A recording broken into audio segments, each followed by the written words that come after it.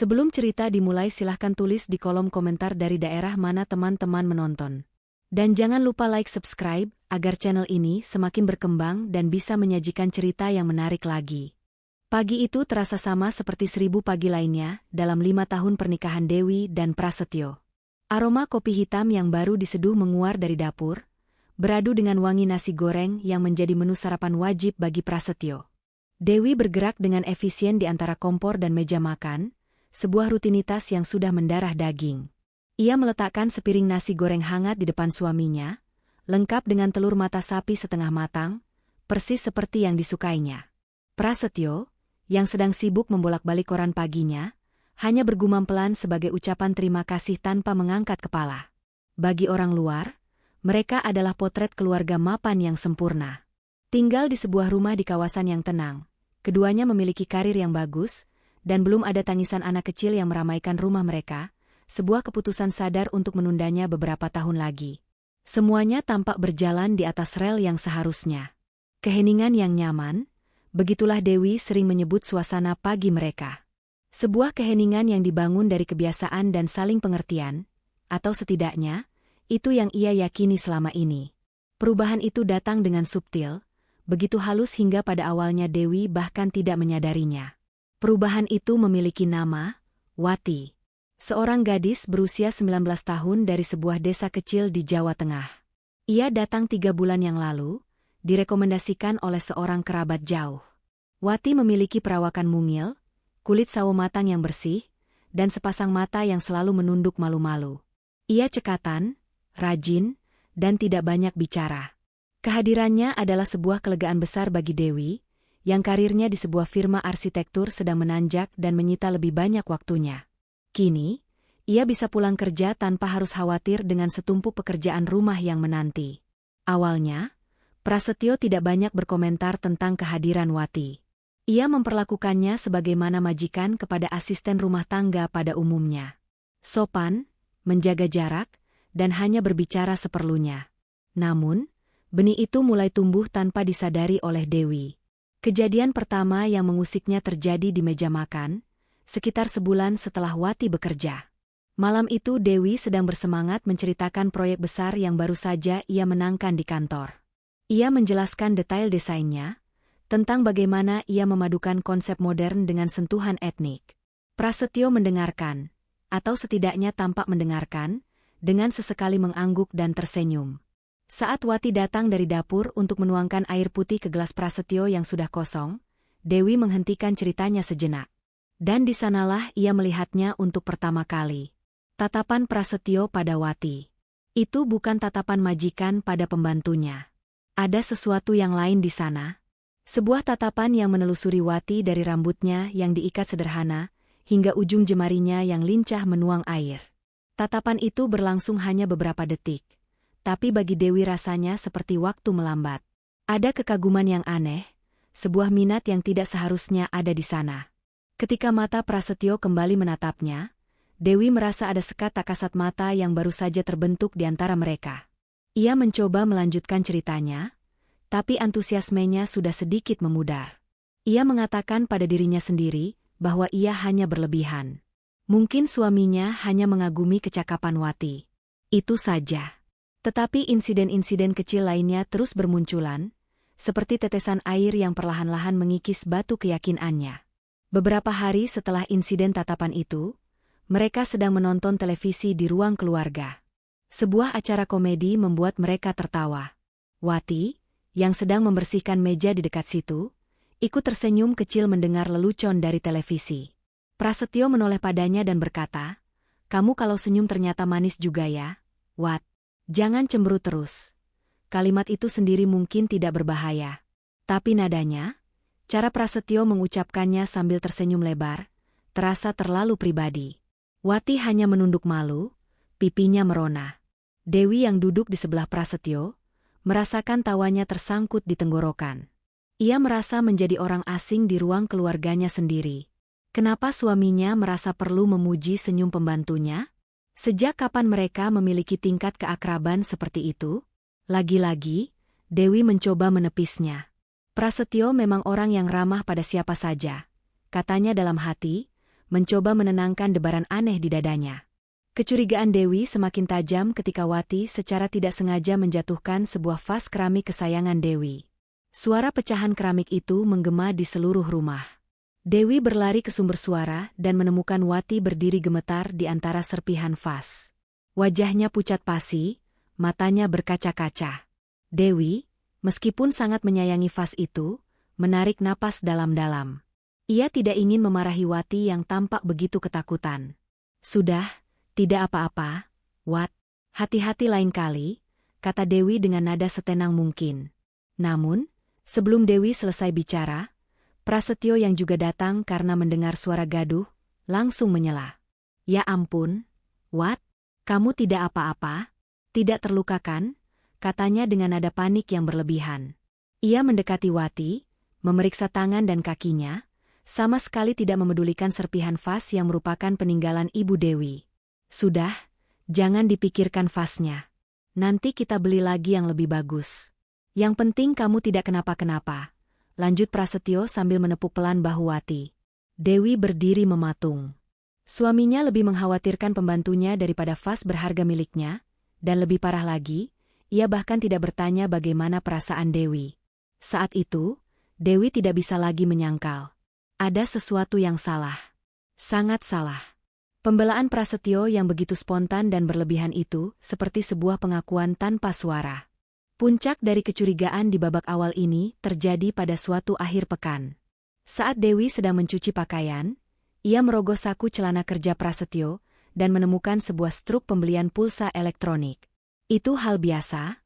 Prasetyo sering membeli pulsa di minimarket dekat kompleks. Tapi nomor yang tertera di struk itu bukan nomornya. Bukan pula nomor Dewi. Sebuah nomor yang tidak ia kenali. Dewi merasakan firasat buruk menjalari tubuhnya. Ia mencoba berpikir positif. Mungkin itu nomor klien, atau teman kantornya. Tapi kenapa harus suaminya yang membelikan? Dengan tangan sedikit gemetar, ia menyimpan struk itu. Sore harinya, ketika ia melihat Wati sedang menyetrika di ruang belakang, Dewi memberanikan diri untuk bertanya dengan nada sesantai mungkin. "Wat, pulsamu masih ada? Butuh diisikan?" Pertanyaan itu adalah sebuah pancingan, dan Wati menelan umpannya bulat-bulat. Gadis itu tampak sedikit terkejut dan salah tingkah. Ia berhenti menyetrika sejenak, lalu menjawab dengan suara pelan sambil menunduk. Tidak usah, Bu. Kemarin sudah diisikan sama Bapak. Katanya bonus karena saya rajin." Jeder. Jawaban itu seperti petir yang menyambar di siang bolong. Bonus. Sebuah kata yang terdengar begitu janggal dan penuh makna tersembunyi. Jadi nomor misterius itu adalah nomor Wati. Suaminya, secara diam-diam, memberikan perhatian lebih kepada pembantu mereka.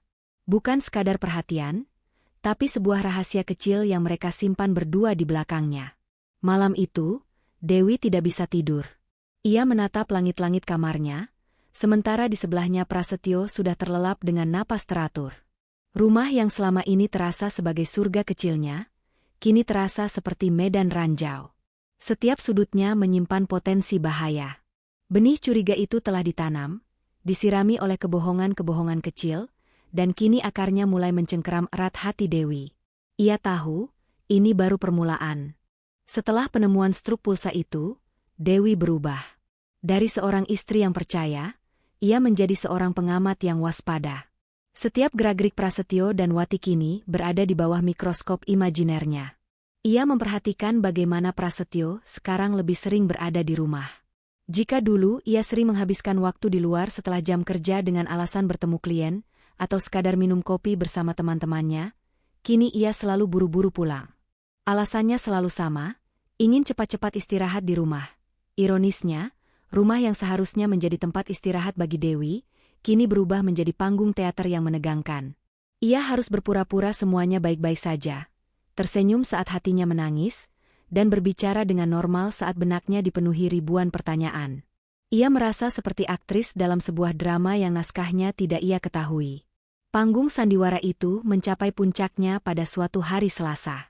Hari itu adalah jadwal arisan rutin Dewi bersama teman-teman sosialitanya.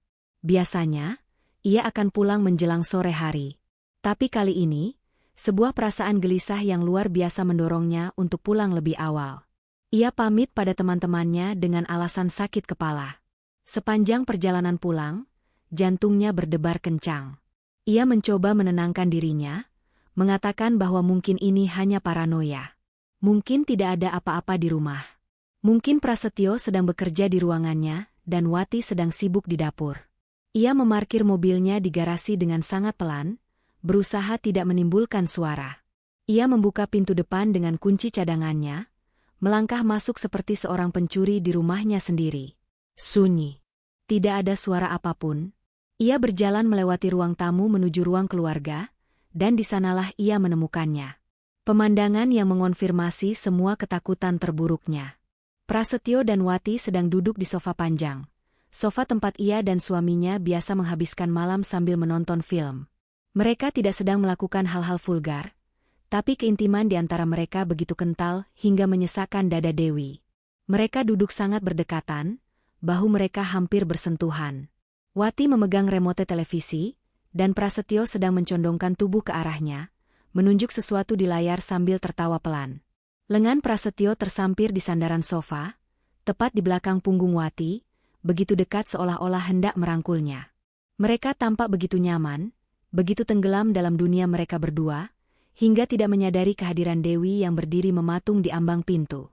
Saat Dewi sengaja menjatuhkan tas tangannya ke lantai, suara gedebuk itu memecah keheningan. Keduanya tersentak kaget seperti baru saja tersengat listrik. Mereka melompat dan langsung menciptakan jarak satu sama lain. Wati berdiri dengan wajah pucat pasi, sementara Prasetyo tergagap. "Dewi, kamu sudah pulang?" Katanya arisan sampai sore, nadanya lebih terdengar seperti sebuah tuduhan daripada pertanyaan. Dewi menatap mereka bergantian, tatapannya dingin dan tajam. Ia tidak mengatakan apa-apa, hanya mengambil tasnya dan berjalan lurus menuju kamar tidur, membanting pintunya hingga rumah itu bergetar. Ia tidak ingin berdebat. Ia tidak ingin mendengar kebohongan apapun yang akan keluar dari mulut suaminya. Pemandangan tadi sudah lebih dari cukup. Sejak insiden di ruang keluarga itu, sikap Prasetyo berubah drastis. Rasa bersalahnya yang sesaat tampaknya telah bermetamorfosis menjadi agresi. Ia yang kini menjadi lebih sering marah-marah untuk hal-hal sepele. Ia mulai mengkritik Dewi secara terbuka, dan seringkali, perbandingannya selalu melibatkan Wati. Suatu malam, saat Dewi menyajikan sup ayam buatannya, Prasetyo hanya mengaduknya sebentar lalu meletakkan sendoknya. "Kok rasanya hambar ya? Tidak seperti buatan Wati kemarin, lebih terasa bumbunya," katanya dengan enteng, seolah tidak menyadari belati tak terlihat yang baru saja ia tancapkan di hati Dewi.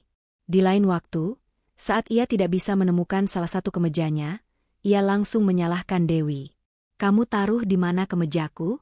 Kenapa tidak teratur begini? Coba kalau Wati yang bereskan, pasti lebih rapi." Setiap perbandingan itu terasa seperti cambukan, memperjelas posisi Dewi di rumahnya sendiri. Ia bukan lagi ratu, ia kini hanyalah seorang pembanding yang selalu kalah dari asisten rumah tangganya sendiri. Ponsel Prasetyo juga menjadi benteng pertahanan barunya. Benda itu tidak pernah lepas dari genggamannya. Ia membawanya ke kamar mandi, meletakkannya di samping piringnya saat makan, dan selalu dalam posisi layar menghadap ke bawah saat diletakkan di meja. Dewi tahu ada sesuatu yang disembunyikan di dalam benda pipih itu. Suatu malam, saat Prasetyo sedang mandi, Dewi memberanikan diri untuk menyentuh ponsel itu. Ia hanya ingin melihat jam. Namun, baru saja ujung jarinya menyentuh layar, ia mendapati ponsel itu terkunci dengan pola yang tidak ia ketahui. Selama 5 tahun menikah, mereka tidak pernah memiliki rahasia kata sandi. Ponsel mereka selalu terbuka satu sama lain. Perubahan ini adalah sebuah pernyataan. Ada dunia di dalam ponsel itu yang tidak boleh Dewi masuki. Dunia yang mungkin hanya milik Prasetyo dan Wati. Pukulan terakhir yang memantapkan niat Dewi untuk mengambil tindakan yang lebih drastis datang pada suatu Sabtu sore. Cuaca mendung dan gerimis baru saja reda. Dewi sedang berada di taman belakang, memandangi tanaman-tanaman bunganya yang basah oleh air hujan. Ia butuh udara segar untuk menjernihkan pikirannya yang keruh. Dari taman, ia bisa mendengar samar-samar suara orang berbicara dari arah dapur yang jendelanya sedikit terbuka. Ia mengenali suara itu. Suara Prasetyo dan Wati. Didorong oleh rasa penasaran yang menyakitkan, ia berjalan mendekat, bersembunyi di balik rimbunnya tanaman hias. Ia menahan napas, mencoba menangkap setiap kata. "Mas, ini ada-ada saja. Nanti kalau ibu dengar bagaimana?" Suara Wati terdengar manja dan khawatir pada saat bersamaan. Dia tidak akan dengar. Dia sedang sibuk dengan bunga-bunganya yang lebih dia sayangi daripada suaminya sendiri, jawab Prasetyo dengan nada sinis. Dewi merasakan jantungnya mencelos. "Aku ini pusing, Wat.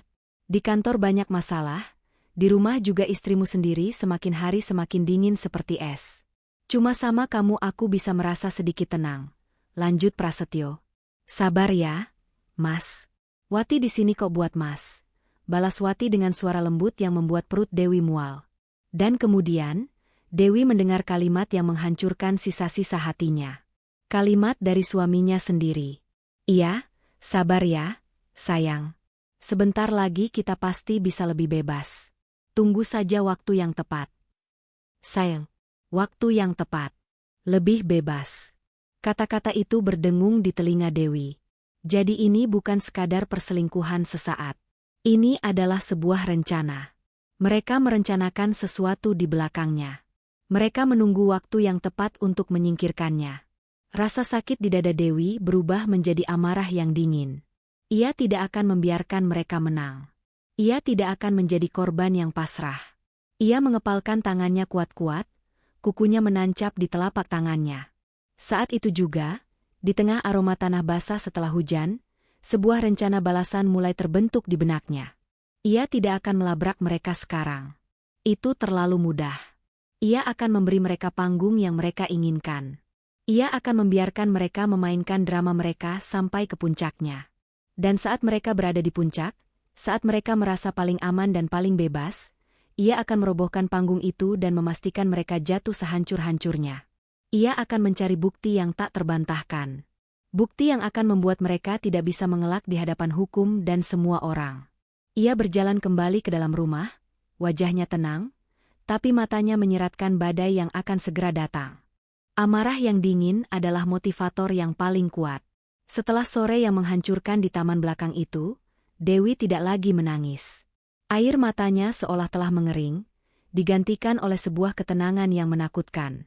Ia kini bergerak dengan satu tujuan, yaitu membongkar kebusukan di rumahnya hingga ke akarnya. Ia sadar, konfrontasi langsung hanya akan menghasilkan penyangkalan, pertengkaran, dan mungkin permintaan maaf palsu yang tidak berarti. Prasetyo akan berkelit, dan Wati akan memasang wajah memelas seolah-olah ia adalah korban. Dewi tidak mau memberi mereka kesempatan itu. Ia ingin bukti yang absolut, sebuah situasi di mana mereka tertangkap basah tanpa bisa menyangkal sedikitpun. Dan untuk itu, ia harus memberi mereka panggung termegah yang bisa ia bayangkan, sebuah panggung di mana mereka merasa menjadi raja dan ratu, yaitu rumah mereka sendiri, tanpa kehadiran dirinya. Idenya muncul begitu saja saat ia sedang menatap kalender di mejanya. Sebuah perjalanan dinas. Itu adalah umpan yang sempurna. Prasetyo tahu pekerjaannya sebagai arsitek sering menuntutnya untuk mengunjungi lokasi proyek di luar kota. Sebuah kepergian selama beberapa hari tidak akan menimbulkan kecurigaan sama sekali. Justru, itu akan menjadi kesempatan emas yang mereka berdua nanti-nantikan. Dewi mulai merancang skenarionya dengan ketelitian seorang arsitek yang sedang merancang sebuah bangunan tahan gempa. Setiap detail harus kokoh. Setiap fondasi kebohongannya harus kuat. Ia memutuskan tujuannya adalah sebuah proyek resort di Lombok. Cukup jauh untuk membuatnya tidak bisa pulang sewaktu-waktu, dan cukup bergengsi untuk terdengar meyakinkan. Malam itu, ia memulai babak pertama dari sandiwaranya. Ia pulang kerja dengan wajah yang sengaja ia buat terlihat lelah namun juga bersemangat. Saat makan malam, ia meletakkan garpu dan sendoknya dengan sedikit hentakan untuk menarik perhatian Prasetyo. "Mas, aku ada kabar," katanya, mencoba memasang nada gembira yang sedikit tertahan. Prasetyo mengangkat alisnya. "Kabar apa?" Dewi menarik napas dalam-dalam. "Aku akhirnya dipercaya untuk memimpin langsung survei lokasi proyek resort baru kita. Tapi, lokasinya di Lombok," jelasnya. Ia memperhatikan ekspresi suaminya dengan saksama. Seperti yang ia duga, ada kilat aneh di mata Prasetyo. Kilat yang coba ditutupi dengan raut wajah pura-pura terkejut. Wah, selamat ya, sayang. Hebat kamu. Tapi, di Lombok, berapa lama? Tanya Prasetyo, nada suaranya diatur sedemikian rupa agar terdengar sedikit kecewa. 3 hari 2 malam. Berangkat Jumat pagi, pulang Minggu sore. Memang agak mendadak, tapi ini kesempatan besar buat karirku, jawab Dewi, memainkan perannya dengan sempurna. Prasetyo bangkit dari kursinya, berjalan menghampiri Dewi dan memeluknya dari belakang. Yah, Mas bakal kangen banget dong ditinggal sendirian, bisiknya di telinga Dewi. Pelukan itu terasa dingin dan kosong. Dewi harus menahan seluruh otot di tubuhnya agar tidak bergidik jijik. Ia hanya menepuk tangan suaminya yang melingkar di perutnya dan berkata, "Cuma sebentar kok, Mas, sendirian." Kata itu terdengar seperti sebuah lelucon pahit di telinga Dewi. Untuk membuat kebohongannya semakin nyata, Dewi menghabiskan waktu malam itu di depan laptopnya. Ia membuka aplikasi desain grafis sederhana dan mulai membuat surat tugas palsu. Ia menjiplak kop surat dari dokumen kantor lamanya, mengetik detail perjalanan, nomor surat, dan tujuan tugas dengan rapi. Ia bahkan menambahkan tanda tangan digital atasannya yang ia pindai dari surat lain. Hasilnya cukup meyakinkan untuk dilihat sekilas. Ia juga membuka situs pemesanan tiket pesawat dan hotel, membuat pesanan palsu lalu mengambil tangkapan layar dari halaman konfirmasi. Semua bukti itu ia simpan di dalam satu folder di laptopnya. Jika Prasetyo iseng memeriksa, ia akan menemukan jejak digital yang mendukung ceritanya. Langkah selanjutnya adalah mencari sekutu. Ia tidak bisa melakukan ini sendirian. Ia butuh seseorang yang bisa ia percaya. Pilihannya jatuh pada Sinta, sahabatnya sejak kuliah. Keesokan harinya, saat jam makan siang, Dewi bertemu dengan Sinta di sebuah kafe yang tidak terlalu ramai. Tanpa basa-basi, Dewi menceritakan semuanya. Dari tatapan aneh di meja makan, struk pulsa, insiden di ruang keluarga, hingga percakapan yang ia dengar di taman belakang. Sinta mendengarkan dengan mulut ternganga, matanya membelalak tak percaya. Prasetyo, yang kelihatannya alim dan sayang istri itu? Aku tidak percaya. Why? Kata Sinta setelah Dewi selesai bercerita. Dewi hanya tersenyum getir. Penampilan luar seringkali menipu, Shin. Sekarang aku tidak butuh rasa kasihan. Aku butuh bantuanmu. Kemudian Dewi menjelaskan rencananya secara rinci. Tentang liburan palsu, tentang rencananya untuk melakukan penggerebekan. Ia meminta Sinta untuk berperan sebagai teman yang akan mengantarnya ke bandara. Sinta menatap wajah sahabatnya yang tampak lebih tirus dari biasanya, dan melihat kobaran api di matanya. Apapun untukmu, Why? Aku akan bantu. Hitung saja aku sebagai sutradara pendamping dalam sandiwara ini, kata Sinta sambil menggenggam erat tangan Dewi. Dewi merasa sedikit beban di pundaknya terangkat. Setidaknya, ia tidak benar-benar sendirian. Malam sebelum hari keberangkatannya yang palsu, Dewi melakukan adegan paling menyakitkan dari semua sandiwaranya, yaitu berkemas. Ia membuka lemari pakaiannya dan mengeluarkan sebuah koper berukuran sedang. Prasetyo duduk di tepi ranjang, memperhatikannya dengan senyum yang menurut Dewi sangat memuakan. Jangan lupa bawa baju renang ya, siapa tahu sempat ke pantai, kata Prasetyo. Dewi hanya mengangguk, sambil memasukkan beberapa pakaian ke dalam koper. Setiap helai pakaian yang ia masukkan terasa seperti sebuah beban. Ia memasukkan gaun musim panas yang pernah mereka beli bersama. Ia memasukkan buku yang belum selesai ia baca. Semua adalah properti untuk menunjang aktingnya. Butuh bantuan? Tawar Prasetyo. Tidak usah, Mas. Aku bisa sendiri, jawab Dewi dengan nada dingin yang ia samarkan sebagai fokus berkemas. Di dalam hatinya, ia berteriak. Ia ingin melemparkan koper itu ke wajah suaminya. Ia ingin menanyakan apa salahnya hingga ia tega dikhianati seperti ini. Tapi ia menahan semuanya. Emosinya ia kunci rapat-rapat di dalam sebuah kotak baja di dasar hatinya. Sebelum tidur, Dewi sudah menyelesaikan langkah terakhir dari persiapannya. Ia memesan sebuah kamar di Hotel Melati yang letaknya hanya sekitar 3 km dari kompleks perumahannya. Hotel itu kecil, tidak mencolok, dan sering digunakan oleh para pelancong dengan budget terbatas. Tempat yang sempurna untuk bersembunyi. Ia memesan menggunakan aplikasi di ponselnya dengan akun baru dan nama samaran. Ia akan membayar tunai saat tiba di sana untuk meminimalkan jejak. Semuanya sudah siap. Panggungnya sudah tertata, para aktornya tidak menaruh curiga, dan naskah drama pengkhianatan ini siap untuk dimainkan hingga babak akhir. Dewi berbaring di samping Prasetyo, memunggungi suaminya. Ia merasakan Prasetyo mengusap punggungnya pelan. Baik-baik ya di sana. Cepat pulang. Usapan itu terasa seperti sentuhan seekor ular. Dewi memejamkan matanya, bukan untuk tidur, tapi untuk memantapkan hatinya menghadapi hari esok. Hari di mana ia akan menjadi penonton di barisan paling depan dari kehancuran rumah tangganya sendiri.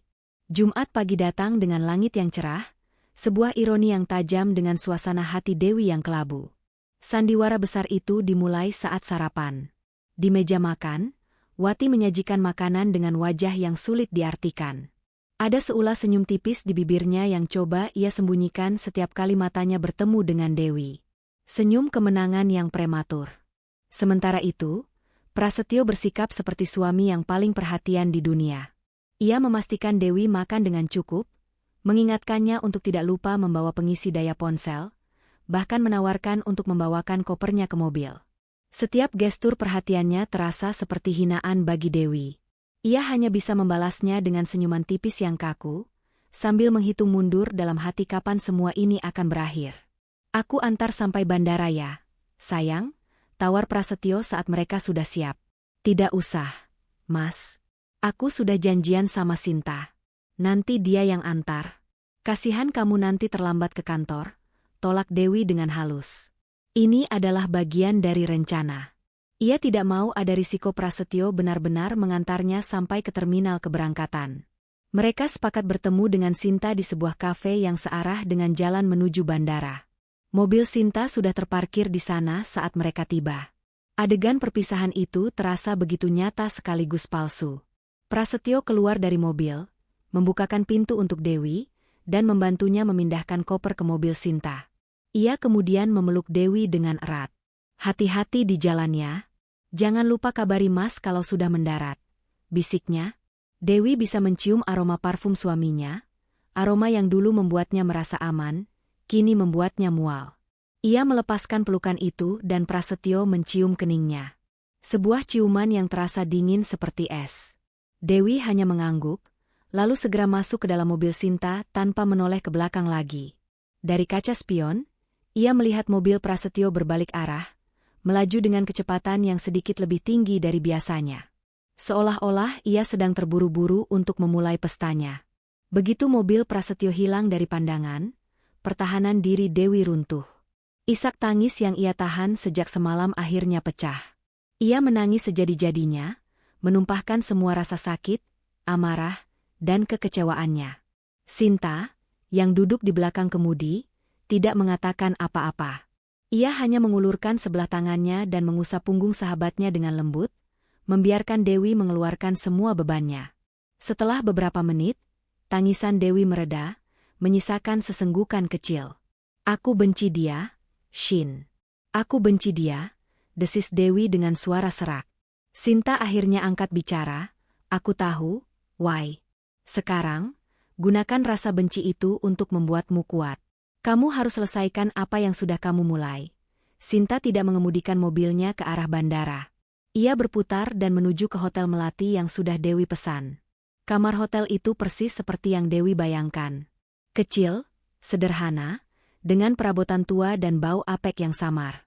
Hanya ada satu tempat tidur, satu meja kecil, dan sebuah televisi tabung. Sangat kontras dengan kamar tidurnya yang luas dan nyaman di rumah. Dewi meletakkan kopernya di sudut ruangan. Koper itu sekarang terasa seperti properti sandiwara yang sudah tidak berguna. Ia duduk di tepi ranjang yang berderit, menatap dinding bercat kusam di hadapannya. Inilah markasnya untuk 3 hari ke depan. Tempat di mana ia akan merencanakan serangan baliknya. Sinta tinggal selama 1 jam untuk menemaninya, memastikan Dewi tenang, sebelum akhirnya pamit karena harus kembali bekerja. Telepon aku kapan saja kalau kamu butuh sesuatu, kata Sinta sebelum pergi. Setelah sahabatnya pergi, Dewi benar-benar sendirian. Kesunyian di kamar itu terasa memekakan telinga. Ia mengambil ponselnya dan mengirim pesan singkat kepada Prasetyo. Aku sudah di ruang tunggu bandara, Mas. Sebentar lagi boarding, sebuah kebohongan lagi untuk menyempurnakan alibinya. Malam pertama adalah ujian kesabaran. Dewi menghabiskan sore harinya dengan mencoba tidur, tapi matanya menolak untuk terpejam. Pikirannya terus berputar, membayangkan apa yang sedang terjadi di rumahnya. Apakah mereka sedang merayakan kepergiannya? Apakah mereka sudah berani menunjukkan kemesraan mereka di ruang tamu? Didorong oleh rasa gelisah yang tak tertahankan, Dewi memutuskan untuk melakukan pengintaian pertamanya. Sekitar pukul 7 malam, ia mengendarai mobilnya menuju kompleks perumahannya. Ia tidak masuk ke dalam kompleks, melainkan memarkir mobilnya di seberang jalan, di tempat yang agak gelap dan tersembunyi di balik sebuah pohon besar. Dari sana, ia bisa melihat gerbang utama kompleks dengan cukup jelas. Ia menunggu. 1 jam berlalu. Kemudian, dari kejauhan, ia melihat lampu sepeda motor yang familiar keluar dari gerbang. Itu motor Prasetyo. Dan ia tidak sendirian. Wati duduk di boncengan, memeluk pinggang Prasetyo dengan erat. Mereka tampak seperti pasangan muda yang sedang pergi kencan malam minggu. Wati tidak mengenakan seragam pembantunya. Ia memakai gaun sederhana yang tampak baru, dan rambutnya dibiarkan tergerai. Dewi merasakan denyut nyeri di pelipisnya. Jadi suaminya membawa pembantu mereka kencan dengan motornya, sementara istrinya ia kirim pergi dengan sebuah kebohongan. Dewi memukul setir mobilnya pelan, menahan amarah yang kembali membuncah. Ia mengikuti mereka dari jarak yang aman. Mereka berhenti di sebuah warung tenda pecel lele di pinggir jalan, tempat makan yang sederhana namun selalu ramai. Dewi hanya bisa melihat dari kejauhan bagaimana mereka makan sambil tertawa dan berbincang dengan akrab. Setelah sekitar 1 jam, mereka kembali ke arah kompleks. Dewi tidak mengikuti mereka lagi. Ia sudah cukup melihat untuk malam ini. Ia kembali ke hotelnya dengan hati yang semakin beku. Malam kedua adalah malam penentuan. Dewi tahu ia harus mendapatkan bukti yang lebih kuat, sesuatu yang terjadi di dalam rumah. Setelah seharian penuh mengurung diri di kamar hotel yang pengap, ia membulatkan tekadnya. Ia akan menyelinap ke rumahnya sendiri. Ia menunggu hingga lewat tengah malam, saat suasana kompleks sudah benar-benar sepi dan petugas keamanan biasanya melakukan patroli di blok yang lebih jauh. Ia memarkir mobilnya beberapa ratus meter dari rumahnya dan berjalan kaki dalam kegelapan. Jantungnya berdebar begitu kencang seolah akan melompat keluar dari dadanya. Ia merasa seperti penjahat, padahal ia sedang berjalan menuju rumahnya sendiri. Ia tidak masuk melalui gerbang depan. Ia berjalan menyusuri sisi rumah menuju taman belakang, tempat di mana ia terakhir kali mendengar percakapan pengkhianatan itu. Dari sana, ada jendela besar yang langsung menghadap ke ruang keluarga. Gordennya tidak tertutup rapat, menyisakan celah kecil. Dewi berjongkok di antara tanaman hias ibunya, menahan napas, dan mengintip melalui celah itu. Dan di sanalah mereka. Televisi menyala, menayangkan sebuah film, tapi tak satu pun dari mereka yang benar-benar menonton. Mereka duduk di sofa. Kali ini, tidak ada lagi jarak di antara mereka. Wati menyandarkan kepalanya di bahu Prasetyo, dan tangan Prasetyo dengan santai merangkul pundaknya, jari-jarinya memainkan rambut Wati yang tergerai. Di atas meja, ada 2 mangkuk bekas mie instan dan 2 gelas kosong. Sebuah pemandangan domestik yang intim dan menyakitkan. Sesekali Prasetyo membisikkan sesuatu di telinga Wati, membuat gadis itu tertawa kecil sambil memukul pelan dada Prasetyo. Mereka terlihat seperti pasangan suami istri yang sedang menikmati malam yang tenang di rumah. Rumahnya. Di sofanya. Dewi mengeluarkan ponselnya dengan tangan gemetar. Ia merekam pemandangan itu selama beberapa menit. Gambarnya tidak sempurna, sedikit goyang dan gelap, tapi cukup untuk menunjukkan keintiman mereka. Setelah merasa cukup, ia mematikan rekaman itu. Ia mundur perlahan, berjalan menjauh dari rumahnya tanpa suara. Ia tidak merasakan sakit lagi. Yang ada hanyalah kepastian. Tirai panggung telah dibuka, dan para aktor utama telah memainkan peran mereka dengan sangat baik. Kini, saatnya bagi sang sutradara untuk mempersiapkan babak akhir. Babak penggerebekan. Ia kembali ke hotelnya, dan untuk pertama kalinya dalam 3 hari, ia bisa tidur. Bukan tidur yang nyenyak, tapi tidur seseorang yang tahu pasti apa yang harus ia lakukan selanjutnya. Hari Sabtu, hari terakhir dari perjalanan dinas palsu Dewi, terasa sebagai hari yang paling panjang dalam hidupnya. Ia terbangun di kamar hotel yang pengap itu dengan perasaan hampa. Semalam ia berhasil tidur, tetapi tidur itu tidak memberinya kelegaan, hanya jeda singkat dari kenyataan pahit yang menunggunya. Rekaman video yang ia ambil dari balik jendela rumahnya, semalam sudah ia tonton berulang kali, hingga ia hafal setiap gerakannya. Setiap usapan tangan Prasetyo di rambut Wati, setiap tawa kecil Wati yang bersandar di bahu suaminya, semua itu terpatri di benaknya, menjadi bahan bakar bagi api amarahnya yang terus menyala. Ia tidak lagi merasakan sakit yang menusuk seperti di awal, kini yang ada hanyalah hawa dingin yang merayap di pembuluh darahnya. Hawa dingin dari sebuah keputusan yang sudah bulat. Ia menghabiskan sebagian besar harinya dengan mondar-mandir di dalam kamar. Ia tidak bisa makan. Setiap suap nasi bungkus yang ia coba telan terasa seperti pasir di mulutnya. Ia hanya minum air putih, mencoba menjaga dirinya tetap terhidrasi dan pikirannya tetap jernih. Kamar sempit itu terasa seperti sel penjara, sekaligus menjadi ruang komando tempat ia merencanakan pertempuran terakhirnya. Ia tahu malam ini adalah puncaknya. Ini adalah malam terakhir Prasetyo dan Wati bisa menikmati kebebasan semu mereka. Besok, menurut skenarionya, ia akan pulang. Mereka pasti akan memanfaatkan malam ini sebaik-baiknya untuk merayakan kebersamaan terlarang mereka. Dewi harus memastikan ia menangkap momen yang paling telak. Momen yang akan menghancurkan semua alibi yang mungkin sudah mereka siapkan. Sekitar tengah hari, ponselnya bergetar. Sebuah pesan masuk dari Prasetyo. Dewi menatap layar ponselnya dengan perasaan jijik. Gimana di sana? Sayang? Kerjaannya lancar? Mas kangen banget di rumah sendirian. Jangan lupa oleh-oleh ya. Hei, membaca kata kangen dan sendirian membuat Dewi ingin melempar ponsel itu ke dinding. Kemunafikan suaminya sudah mencapai tingkat yang luar biasa. Ia menarik napas panjang, menenangkan jarinya yang gemetar, lalu mengetik balasan. Ia harus tetap memainkan perannya sampai akhir. Iya mas, semua lancar. Capek banget tapi, ini lagi istirahat di hotel. Mungkin besok sore aku baru sampai rumah. Mas baik-baik ya di sana. Ia mengirim pesan itu dan langsung mengaktifkan mode senyap di ponselnya. Ia tidak mau diganggu lagi. Menjelang maghrib, Dewi mempersiapkan dirinya. Ia mandi dan berganti pakaian dengan warna gelap, celana panjang hitam dan kaos lengan panjang berwarna biru dongker, agar mudah menyamar dalam kegelapan malam. Ia merasa seperti seorang prajurit yang sedang bersiap untuk berperang.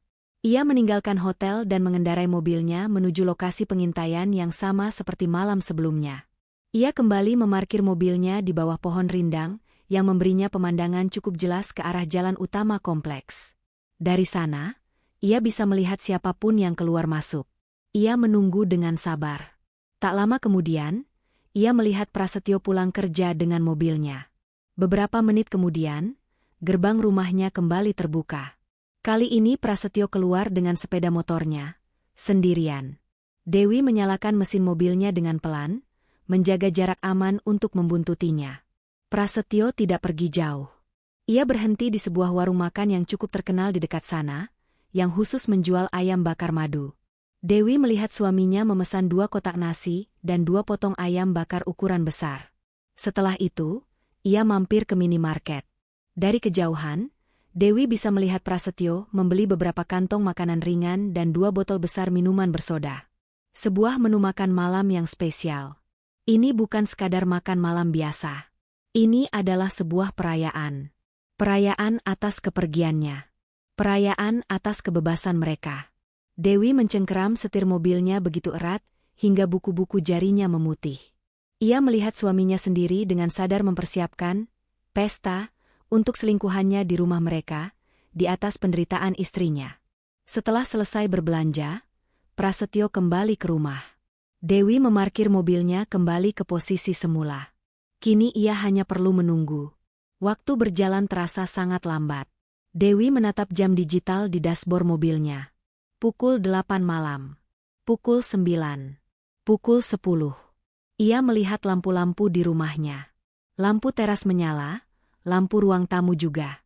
Ia membayangkan mereka sedang menikmati makan malam spesial itu, mungkin sambil menonton televisi, mengulang kembali adegan mesra yang ia lihat semalam. Ia harus sabar. Ia tidak boleh gegabah. Ia harus menunggu sinyal yang paling jelas. Dan sinyal itu akhirnya datang tepat pukul 10:30 malam.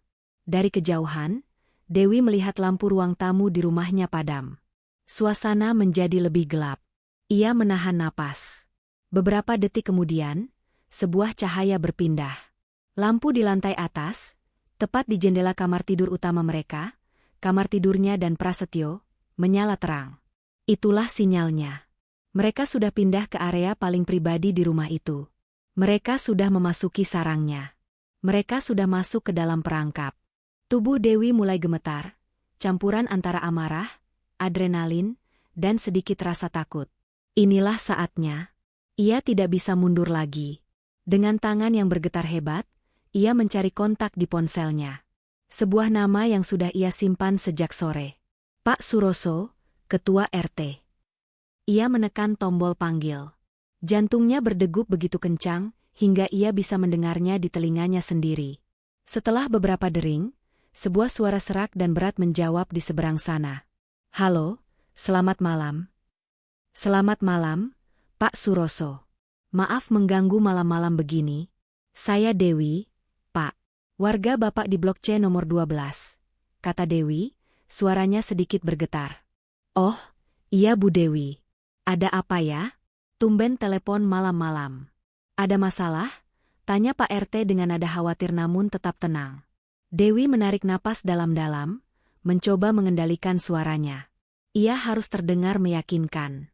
Begini, Pak. Saya sebenarnya sedang tugas di luar kota. Tapi dari tadi perasaan saya tidak enak sekali. Pak, saya mendapat kabar dari tetangga, katanya ada gelagat aneh di rumah saya. Saya khawatir sekali, Pak. Suami saya ada di rumah, tapi saya curiga ada orang asing yang tidak dikenal masuk ke dalam rumah saya bersama dia, Pak. Saya takut terjadi apa-apa.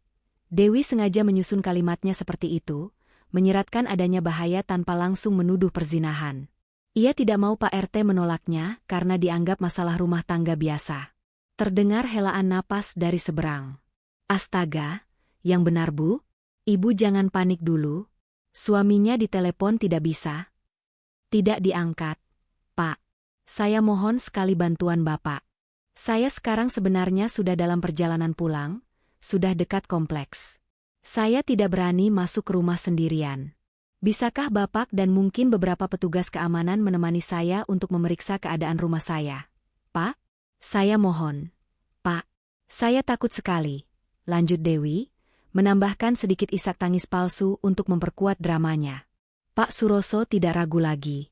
Sebagai ketua RT, ini adalah tanggung jawabnya untuk memastikan keamanan warganya. Baik, Bu Dewi. Ibu jangan khawatir.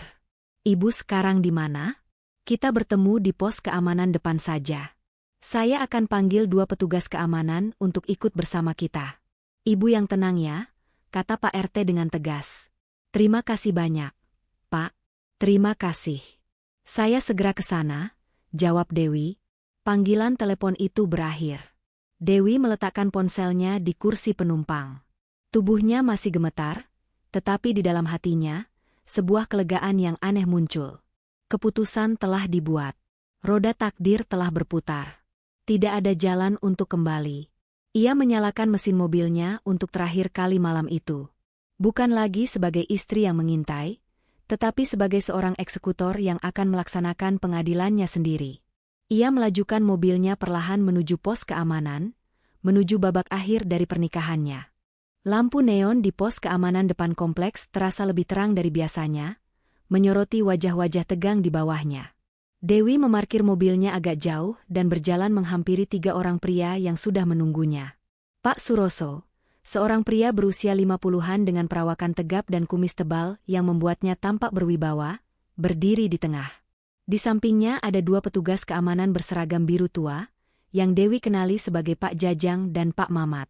Mereka tampak siaga, dengan senter besar terselip di pinggang mereka. Wajah Dewi pucat di bawah cahaya lampu, namun sorot matanya tajam dan tidak menunjukkan keraguan sedikitpun. Bu Dewi, Ibu tidak apa-apa?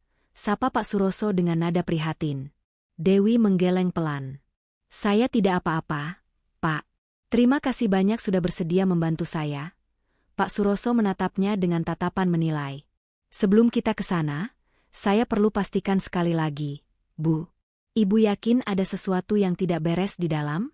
Ini masalah serius, saya tidak mau ada salah paham, katanya dengan bijaksana. Ini adalah kesempatan terakhir baginya untuk mundur. Tapi Dewi sudah melewati titik itu. Ia mengeluarkan ponselnya, membuka galeri, dan menunjukkan video singkat yang ia rekam semalam kepada Pak Suroso. Video yang memperlihatkan Prasetyo dan Wati bermesraan di sofanya. Ini kejadian semalam, Pak. Dan malam ini, saya yakin mereka akan melakukan lebih dari ini di dalam kamar saya. Saya punya bukti suami saya membawa perempuan lain yang merupakan pembantu saya sendiri ke dalam rumah. Saya mohon Bapak menjadi saksi, kata Dewi dengan suara rendah namun mantap. Melihat bukti video itu, wajah Pak Suroso langsung berubah menjadi keras dan serius. Keraguannya sirna. Ia mengangguk tegas. Baik. Sudah jelas. Ini bukan sekadar orang asing, ini sudah menyangkut moral. Ayo kita ke sana. Pak Jajang, Pak Mamat, tolong dampingi kami. Kedua petugas keamanan itu mengangguk serempak. Mereka berempat kemudian berjalan dalam keheningan menyusuri jalanan kompleks yang sepi. Suara langkah kaki mereka terdengar menggema di tengah sunyinya malam. Bagi Dewi, setiap langkah terasa begitu berat, seolah ia sedang berjalan menuju tiang gantungan. Ia melewati rumah-rumah tetangga yang lampunya sudah padam, rumah-rumah di mana keluarga yang utuh sedang tertidur lelap, sebuah kemewahan yang sebentar lagi tidak akan ia miliki. Akhirnya, mereka tiba di depan rumah nomor 12. Rumahnya. Dari luar, semuanya tampak normal. Lampu teras menyala temaram. Mobil Prasetyo terparkir di garasi. Tidak ada suara apapun. Dengan tangan yang sedikit gemetar, Dewi mengeluarkan kunci dari dalam tasnya. Ia membuka gerbang besi itu tanpa suara, lalu melangkah masuk ke halaman rumahnya sendiri, diikuti oleh 3 pria di belakangnya. Ia kemudian memasukkan kunci ke lubang pintu utama. Suara, klik, dari pintu yang terbuka terasa seperti suara tembakan pistol di tengah keheningan. Mereka melangkah masuk. Udara di dalam rumah terasa pengap. Ada aroma sisa makanan, ayam bakar, yang bercampur dengan aroma parfum wanita yang bukan miliknya. Bau pengkhianatan. Semua lampu di lantai bawah padam. Satu-satunya sumber cahaya adalah sinar remang yang menyusup dari bawah pintu kamar tidur utama di lantai atas. Mereka menaiki tangga dengan sangat hati-hati, berusaha tidak menimbulkan suara derit sedikit pun. Setiap anak tangga yang ia pijak terasa seperti anak tangga menuju neraka. Akhirnya, mereka sampai di depan pintu kamarnya. Pintu berwarna putih yang menjadi saksi bisu 5 tahun kehidupannya bersama Prasetyo. Dewi menatap Pak Suroso dan mengangguk, memberikan isyarat. Pak Suroso maju selangkah, menarik napas dalam-dalam, lalu tangannya menggedor pintu itu dengan keras, 3 kali. Buge, buge, buge.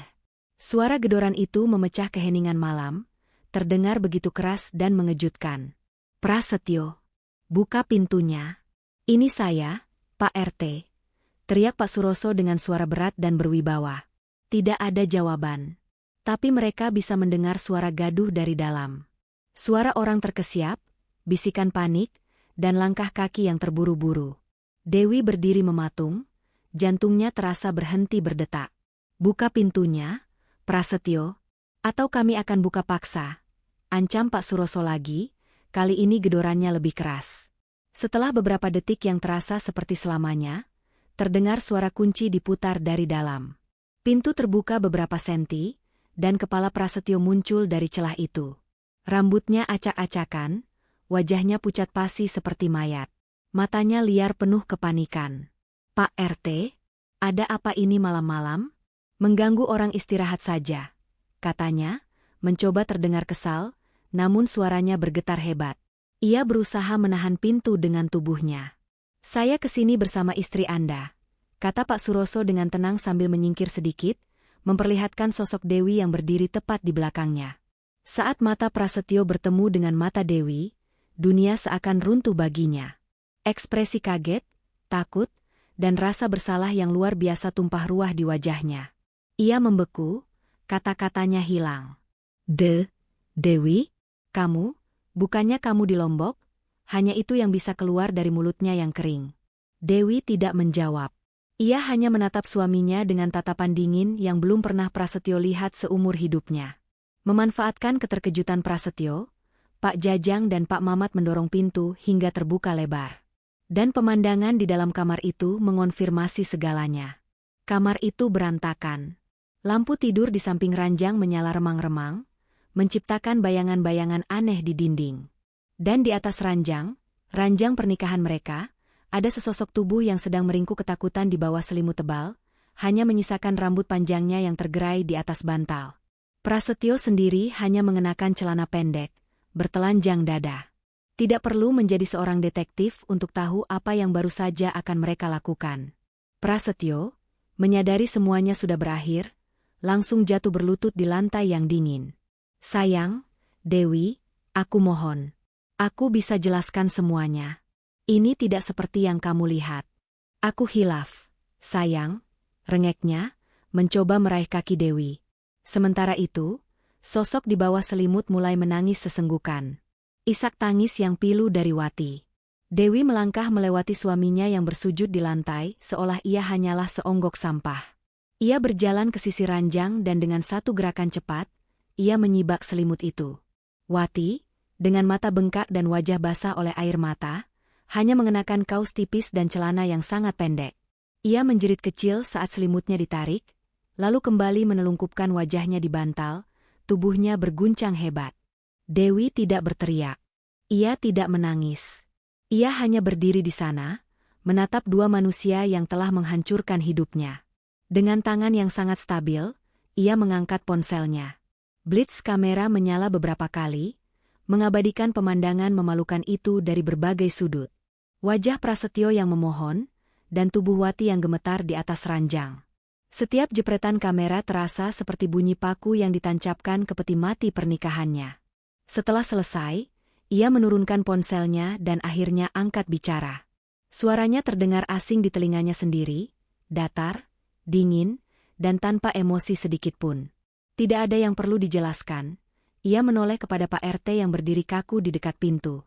Pak Suroso, Pak Jajang, Pak Mamat, terima kasih sudah bersedia menjadi saksi atas kejadian malam ini. Semuanya sudah sangat jelas. Kalimat itu adalah vonisnya. Sebuah titik tanpa ada koma atau tanda tanya. Semuanya sudah selesai. Suasana di dalam kamar tidur itu terasa beku, seolah waktu berhenti berputar. Jepretan kamera dari ponsel Dewi menjadi satu-satunya suara yang memecah keheningan yang mencekam, diselingi isak tangis Wati yang tertahan dan rengekan Prasetyo yang menyedihkan. Pak Suroso dan kedua petugas keamanan berdiri canggung di dekat pintu, menjadi saksi bisu dari drama rumah tangga yang telah mencapai titik puncaknya. Mereka telah melihat banyak hal selama bertugas, tapi kehancuran sebuah pernikahan yang terjadi tepat di depan mata mereka tetaplah pemandangan yang membuat miris. Setelah Dewi menurunkan ponselnya, keheningan kembali menyelimuti. Tatapan Dewi yang dingin dan kosong seolah memiliki kekuatan untuk membungkam semua orang. Prasetyo, yang masih berlutut di lantai, mencoba peruntungan terakhirnya. Ia merangkak mendekati Dewi, mencoba meraih ujung pakaiannya. Dewi, tolong jangan begini. Ini salah paham. Aku bisa jelaskan. Dia yang goda aku, why? Dia yang terus-terusan cari perhatian. Aku cuma laki-laki biasa. Aku hilaf, katanya dengan suara putus asa, menunjuk ke arah Wati yang masih meringkuk di atas ranjang. Sebuah pembelaan paling pengecut yang pernah ada, menyalahkan orang lain atas dosanya sendiri. Mendengar itu, Dewi akhirnya bereaksi. Bukan dengan amarah yang meledak-ledak, melainkan dengan tawa kecil yang sinis dan menakutkan. Hilaf, ulangnya, kata itu keluar dari mulutnya seperti racun. Ia menunduk, menatap wajah suaminya yang basah oleh air mata palsu. Kamu pikir aku bodoh, Pras? Hilaf itu terjadi sekali. Yang kalian lakukan ini adalah sebuah rencana. Kamu menikmatinya, kamu merayakannya saat aku tidak ada. Dan sekarang kamu menyalahkan dia, Dewi menunjuk Wati. Dia memang salah. Tapi dia hanya seorang gadis desa yang mungkin silau dengan perhatianmu. Kamu yang memberinya harapan. Kamu yang membuka pintunya. Kamu yang merusaknya. Kamu adalah penjahat utamanya. Setiap kata yang diucapkan Dewi begitu tajam dan tepat sasaran, membuat Prasetyo terdiam 1000 bahasa. Tidak ada lagi pembelaan yang bisa ia kemukakan.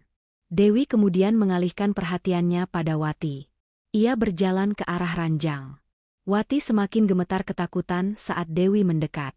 "Bangun," kata Dewi dengan nada perintah yang tidak bisa dibantah. Dengan tubuh gemetar, Wati duduk, menarik selimut untuk menutupi dadanya. Ia tidak berani menatap wajah Dewi. "Pakai bajumu." Sekarang juga, Dewi mengambil pakaian Wati yang tergeletak di lantai dan melemparkannya ke atas ranjang. "Setelah itu, kemasi semua barangmu. Aku memberimu waktu 10 menit. Tidak lebih." Tanpa menunggu jawaban, Dewi berbalik dan keluar dari kamar itu, menuju ke kamar kecil di dekat dapur yang selama ini menjadi kamar Wati.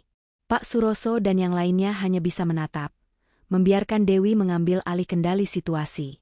Di dalam kamar Wati yang sempit, Dewi membuka lemari kecil dan mulai mengeluarkan semua barang milik gadis itu.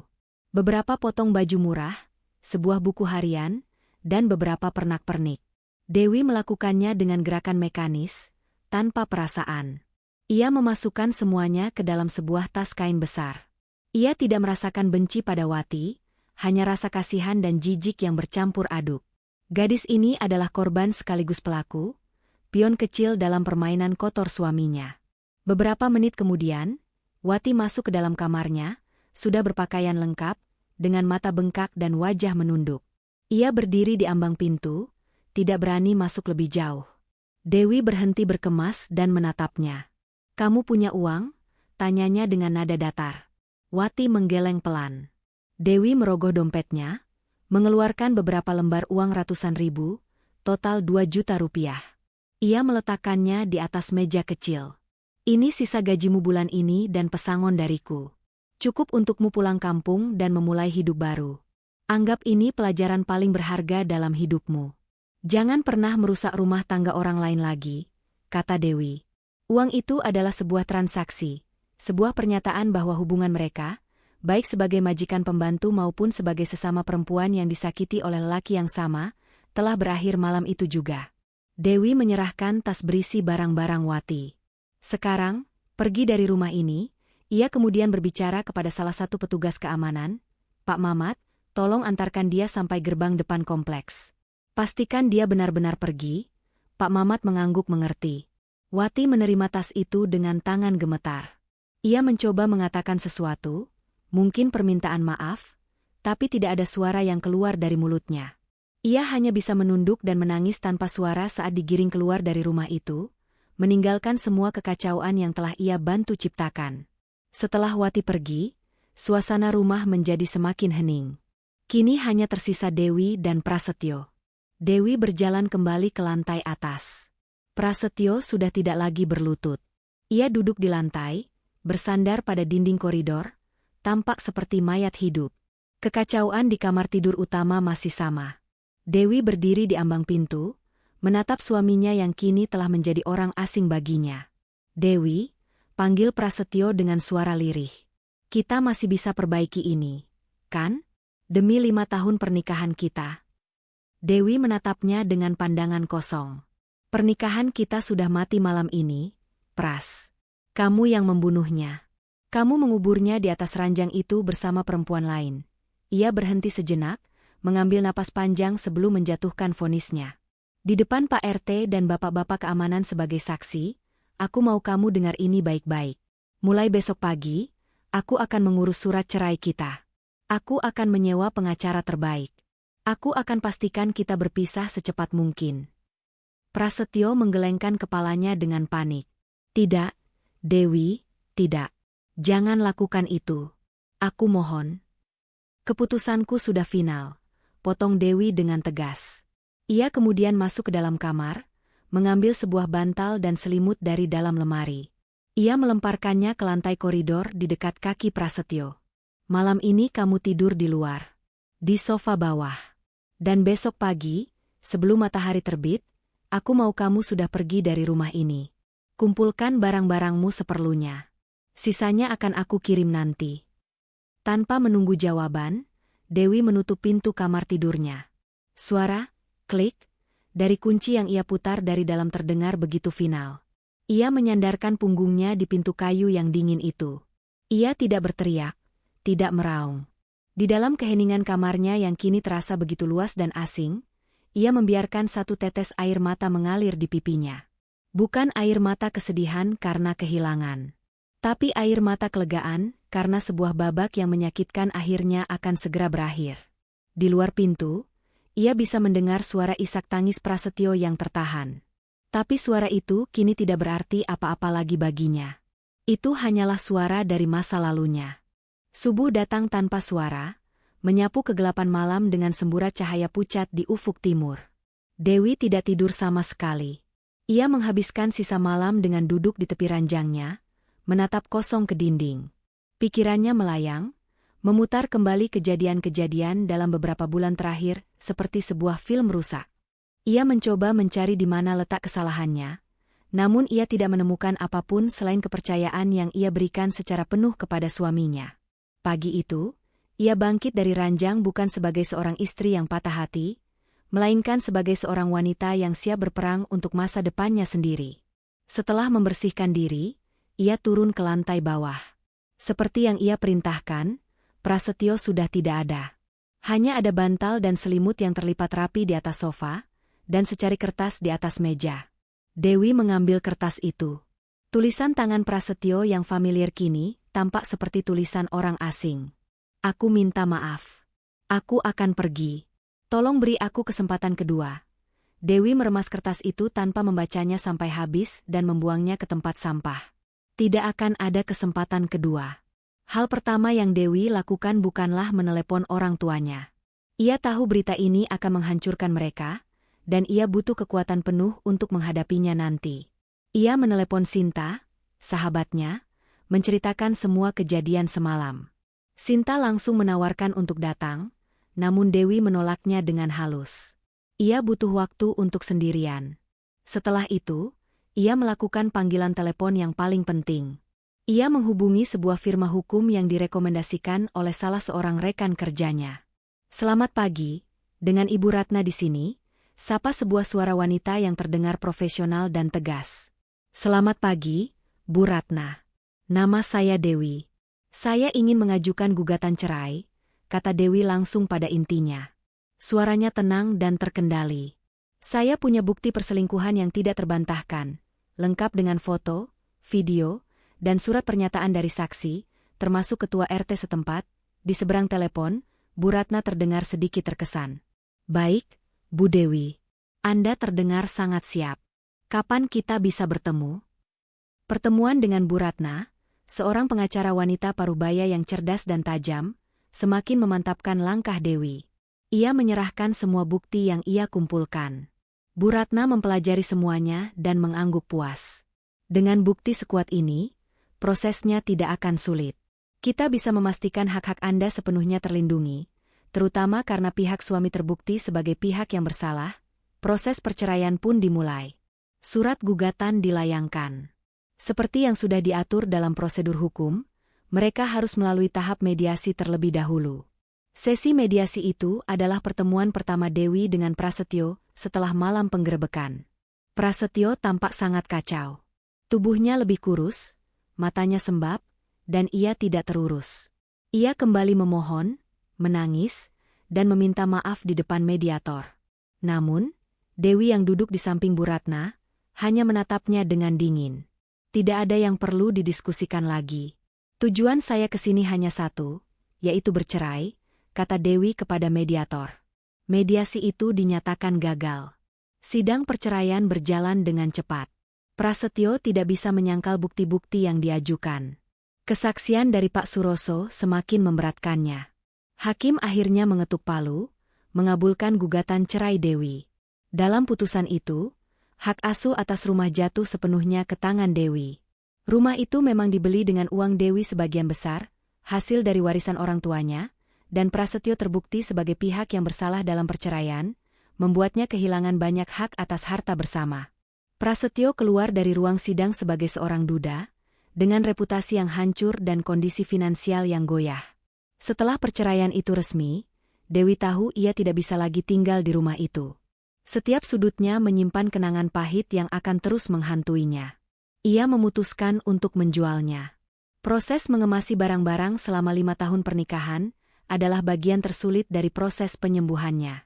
Ia menemukan album foto pernikahan mereka, hadiah ulang tahun pertama dari Prasetyo, dan banyak benda lain yang pernah begitu berarti. Dengan berat hati namun penuh ketegasan, ia memasukkan semuanya ke dalam kardus. Sebagian ia sumbangkan, sebagian ia buang. Ia hanya menyimpan barang-barang yang murni miliknya. Ia sedang melakukan pembersihan, tidak hanya pada rumahnya, tapi juga pada hidup dan hatinya. Rumah itu akhirnya terjual. Dengan uang hasil penjualan dan tabungannya, Dewi membeli sebuah unit apartemen modern di pusat kota, tidak jauh dari kantornya. Sebuah tempat baru yang tidak memiliki jejak masa lalu. Ia menata apartemen itu sesuai dengan seleranya, dengan warna-warna cerah dan perabotan minimalis. Apartemen itu menjadi simbol dari babak baru hidupnya. Ia juga akhirnya memberanikan diri untuk menceritakan semuanya kepada orang tuanya. Seperti dugaannya, mereka sangat terkejut dan sedih, namun mereka memberikan dukungan penuh pada keputusan putri mereka. Bulan-bulan berlalu. Dewi menyibukkan dirinya dengan pekerjaan. Ia mencurahkan seluruh energi dan pikirannya pada desain-desainnya, menghasilkan karya-karya terbaik dalam karirnya. Ia mendapat promosi di kantor. Di luar pekerjaan, ia mulai menata kembali kehidupan sosialnya. Ia mengikuti kelas yoga untuk menenangkan pikirannya, bergabung dengan sebuah komunitas pecinta buku, dan lebih sering menghabiskan waktu bersama Sinta dan teman-teman lainnya. Perlahan tapi pasti, tawa Dewi mulai kembali terdengar tulus. Luka di hatinya belum sepenuhnya sembuh, tapi sudah berubah menjadi bekas luka. Sebuah pengingat permanen tentang pertempuran yang telah ia lalui dan menangkan. Ia belajar bahwa terkadang, untuk membangun sesuatu yang baru dan indah, kita harus berani menghancurkan bangunan lama yang pondasinya sudah rapuh hingga tak bersisa. Malam itu, setahun setelah perceraiannya, Dewi berdiri di balkon apartemennya, menatap kerlip lampu kota di bawah sana. Ia merasa damai. Ia tidak lagi merasa sebagai korban, melainkan sebagai seorang penyintas yang berhasil merebut kembali kebahagiaannya. Ia siap untuk apapun yang akan ditawarkan oleh masa depan. Waktu adalah penyembuh sekaligus hakim yang paling adil. Ia berjalan tanpa suara, mengubah luka menjadi bekas, dan menyingkap akibat dari setiap perbuatan. 2 tahun setelah Palu Hakim mengakhiri pernikahannya, Dewi telah menjelma menjadi pribadi yang sama sekali berbeda. Ia bukan lagi wanita yang sama yang pernah mengendap-endap di taman belakang rumahnya sendiri. Ia kini lebih kuat, lebih bijaksana, dan memancarkan aura kepercayaan diri yang tenang. Apartemen barunya telah menjadi saksi bisu transformasinya, dari seorang wanita yang hancur menjadi seorang arsitek sukses yang karyanya mulai diperhitungkan di ibu kota. Ia menemukan kembali kebahagiaan dalam hal-hal kecil, dalam secangkir kopi di pagi hari di balkonnya, dalam tawarnya bersama Sinta saat makan malam, dan dalam kepuasan melihat sketsa desainnya terwujud menjadi bangunan yang nyata. Pertemuannya dengan Gilang terjadi bukan karena takdir buta, melainkan sebagai buah dari kerja kerasnya. Perusahaan tempat Dewi bekerja memenangkan tender untuk sebuah proyek prestisius, pembangunan sebuah kompleks apartemen dan pusat gaya hidup yang mewah. Kliennya adalah sebuah perusahaan properti yang sedang naik daun, dipimpin oleh seorang direktur muda yang visioner. Namanya Gilang. Saat Dewi, sebagai arsitek utama proyek itu, mempresentasikan konsep desainnya di ruang rapat, ia untuk pertama kalinya bertemu dengan Gilang. Pria itu berusia awal 30-an, berpenampilan sangat rapi dengan setelan jas yang pas di badannya. Ia memiliki wajah tampan yang tegas, tatapan mata yang cerdas, dan senyum yang mampu meluluhkan siapa saja. Namun, yang paling membuat Dewi terkesan bukanlah penampilan atau kekayaannya, melainkan cara Gilang mendengarkan presentasinya. Ia tidak memotong. Ia mengajukan pertanyaan-pertanyaan yang tajam dan relevan, menunjukkan bahwa ia benar-benar memahami dan menghargai hasil pemikiran Dewi. Interaksi mereka pada awalnya murni profesional. Mereka sering bertemu untuk membahas perkembangan proyek. Makan siang bersama adalah hal yang biasa, selalu diisi dengan diskusi tentang material bangunan, estetika fasad, dan tata ruang. Namun, seiring berjalannya waktu, percakapan mereka mulai melebar. Gilang, dengan caranya yang sopan, mulai bertanya tentang kehidupan Dewi di luar pekerjaan. Ia tahu Dewi sudah bercerai, sebuah informasi yang ia dapat dari salah seorang manajer proyek, tapi ia tidak pernah menyinggungnya secara langsung. Ia lebih tertarik pada hobi Dewi, buku apa yang sedang ia baca, atau film apa yang ia sukai. Gilang adalah seorang pendengar yang baik. Di hadapannya, Dewi merasa dihargai bukan hanya sebagai seorang profesional, tapi juga sebagai seorang individu. Kencan pertama mereka terjadi setelah proyek berjalan selama 6 bulan. Gilang mengajaknya makan malam di sebuah restoran Italia yang tenang, dengan alasan merayakan progres tahap pertama yang berjalan lancar. Dewi sempat ragu, sisa-sisa trauma dari masa lalunya masih membekas. Tapi Sinta terus mendorongnya untuk membuka hati. Malam itu, untuk pertama kalinya dalam waktu yang sangat lama, Dewi benar-benar menikmati sebuah kencan. Gilang tidak banyak membual tentang kekayaan atau kesuksesannya. Ia justru lebih banyak bercerita tentang impiannya, tentang keluarganya, dan ia berhasil membuat Dewi tertawa lepas dengan cerita-cerita lucunya. Malam itu, Dewi menyadari bahwa tidak semua laki-laki sama. Gilang adalah antitesis dari Prasetyo. Ia tulus, ia menghargai, dan ia melihat Dewi apa adanya. Hubungan mereka berkembang dengan indah dan alami.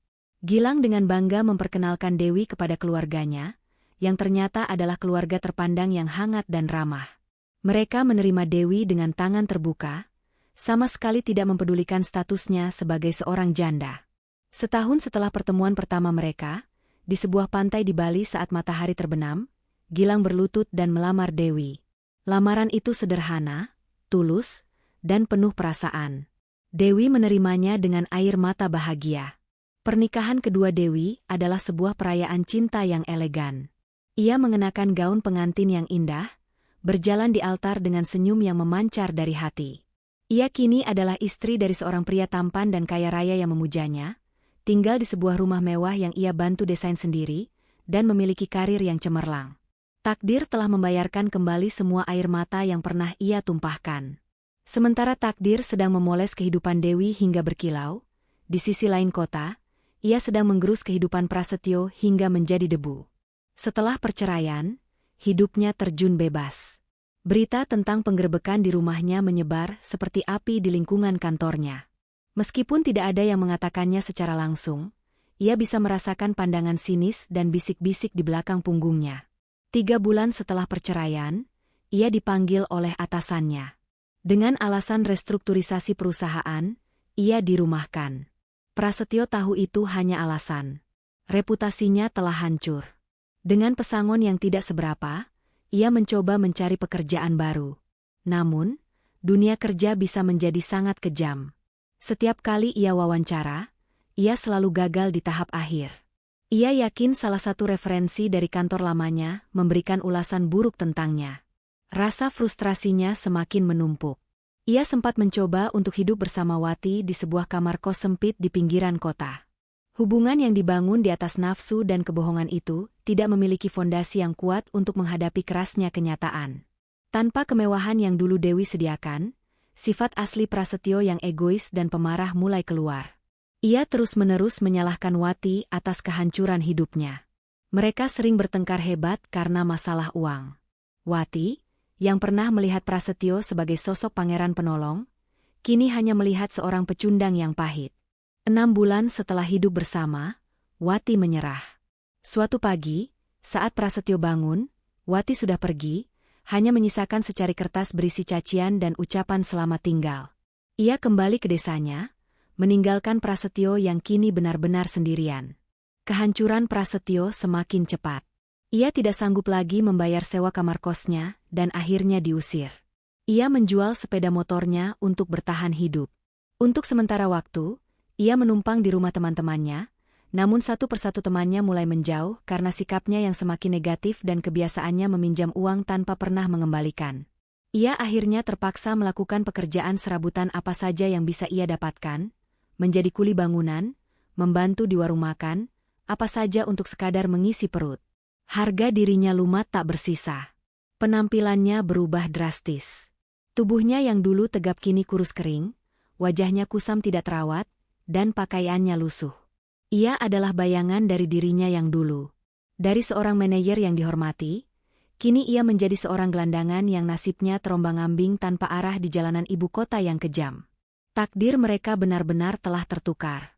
3 tahun telah berlalu sejak Dewi memulai hidup barunya bersama Gilang. Pernikahan mereka dipenuhi dengan kebahagiaan yang tenang dan stabil. Gilang adalah sosok suami yang selalu mendukung, menjadi partner diskusi yang sepadan, sekaligus kekasih yang romantis. Mereka membangun kerajaan bisnis mereka bersama, sambil tetap menyisihkan waktu untuk menikmati hidup, bepergian ke tempat-tempat baru dan menciptakan kenangan indah. Dewi seringkali merasa bahwa kehidupannya saat ini seperti sebuah mimpi indah yang menjadi kenyataan, sebuah kompensasi yang lebih dari setimpal atas mimpi buruk yang pernah ia alami. Suatu Jumat sore, Dewi dan Gilang sedang dalam perjalanan menuju sebuah acara makan malam amal. Dewi mengenakan gaun malam berwarna zamrud yang elegan, sementara Gilang tampak gagah di balik kemudi mobil sedan mewah mereka. Alunan musik jazz yang lembut mengisi kabin mobil, menciptakan suasana yang santai. Mereka berbincang ringan tentang rencana liburan akhir tahun mereka, saat mobil mereka berhenti di sebuah persimpangan jalan yang padat karena lampu merah. Sore itu, langit Jakarta berwarna jingga, memantulkan sinarnya pada gedung-gedung pencakar langit. Dewi menoleh keluar jendela, pandangannya menyapu keramaian trotoar. Pedagang asongan, para pekerja yang bergegas pulang, dan di sudut dekat tiang lampu lalu lintas, sekelompok gelandangan sedang duduk-duduk di atas alas kardus. Pemandangan yang biasa ia lihat di kota besar ini. Namun, ada satu sosok di antara mereka yang menarik perhatian Dewi. Seorang pria dengan rambut gondrong yang kotor dan gimbal. Janggut dan kumisnya tumbuh tak beraturan menutupi sebagian besar wajahnya. Ia mengenakan kemeja compang-camping yang warnanya sudah tidak bisa dikenali lagi dan celana panjang yang sobek di bagian lutut. Pria itu tampak kurus sekali. Tulang pipinya menonjol tajam. Ia sedang duduk memeluk lututnya. Tatapannya kosong menembus hiruk-pikuk lalu lintas di hadapannya. Ada sesuatu dari postur tubuhnya, dari cara ia duduk yang tampak pasrah pada nasib, yang terasa familiar bagi Dewi. Ia menyipitkan matanya, mencoba melihat lebih jelas. Saat itulah pria itu mengangkat tangannya yang kurus dan kotor untuk menggaruk lehernya. Sebuah gerakan sederhana, namun cukup untuk membuat jantung Dewi berhenti berdetak sesaat. Ia mengenali gerakan itu. Ia mengenali bentuk rahang di balik janggut yang lebat itu. Prasetyo. Rasanya seperti ada bongkahan es yang jatuh ke perut Dewi. Pria itu, sosok menyedihkan yang tampak puluhan tahun lebih tua dari usia sebenarnya itu, adalah Prasetyo. Mantan suaminya. Pria yang pernah berbagi ranjang dengannya selama 5 tahun, pria yang pernah ia cintai sepenuh hati, kini duduk di trotoar sebagai seorang gelandangan, berjarak hanya beberapa meter dari mobil mewah yang ia tumpangi. Dunia seakan berputar dalam gerakan lambat. Dewi menatapnya lekat-lekat, mencoba mencari sisa-sisa dari pria yang pernah ia kenal. Tidak ada lagi. Kesombongan di matanya telah hilang, digantikan oleh kehampaan. Tubuhnya yang dulu selalu wangi dan rapi, kini tampak dekil dan mengeluarkan bau yang bahkan bisa Dewi bayangkan dari dalam mobilnya. Apa yang Dewi rasakan saat itu? Anehnya, bukan benci. Kebenciannya pada Prasetyo sudah lama menguap, terkikis oleh waktu dan kebahagiaan baru yang ia temukan. Bukan juga rasa kasihan. Ia tidak bisa mengasihani seseorang yang menjadi arsitek dari kehancurannya sendiri. Yang ia rasakan adalah sebuah kejernihan yang luar biasa, sebuah epifani yang dingin. Ia seolah sedang melihat ke dalam sebuah cermin yang menunjukkan dua versi takdir yang berbeda, yang berawal dari satu titik keputusan. Keputusannya malam itu, untuk bertindak tegas, untuk memilih dirinya sendiri, telah membawanya ke kursi penumpang mobil mewah ini, di samping seorang suami yang mencintainya, menuju sebuah kehidupan yang cemerlang. Sementara keputusan Prasetyo untuk mengkhianati, untuk tidak bersyukur, untuk menjadi serakah, telah membawanya ke trotoar yang kotor itu, sendirian dan tanpa harapan. Ini bukanlah balas dendam. Ini hanyalah keseimbangan alam. Sebuah hukum tabur tuai yang bekerja dengan sempurna. Kenapa? Sayang? Kamu lihat apa? Suara lembut Gilang membuyarkan lamunan Dewi. Ia melihat suaminya menatapnya dengan sedikit khawatir. Dewi menggeleng pelan, seulas senyum tipis terukir di bibirnya. Senyum yang tulus. Senyum seseorang yang telah berdamai sepenuhnya dengan masa lalunya. Tidak apa-apa, Mas. Hanya teringat sesuatu yang sudah lama sekali. Jawabnya. Ia tidak merasa perlu untuk menjelaskan siapa pria itu. Prasetyo bukan lagi bagian dari ceritanya.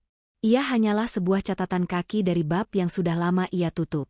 Prasetyo sendiri sama sekali tidak menyadari kehadiran mereka. Ia terlalu tenggelam dalam dunianya yang kelam, tidak pernah menoleh sedikitpun ke arah mobil yang berhenti di sampingnya.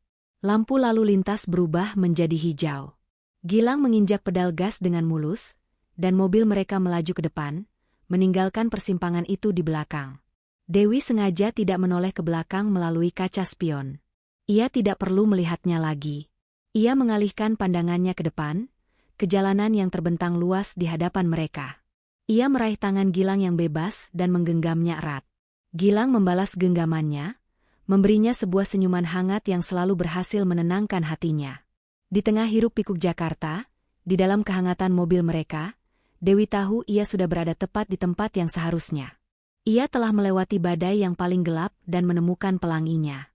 Kemenangan terbesarnya bukanlah melihat kehancuran Prasetyo, melainkan menemukan keutuhan dirinya sendiri. Ia tidak lagi melihat ke belakang.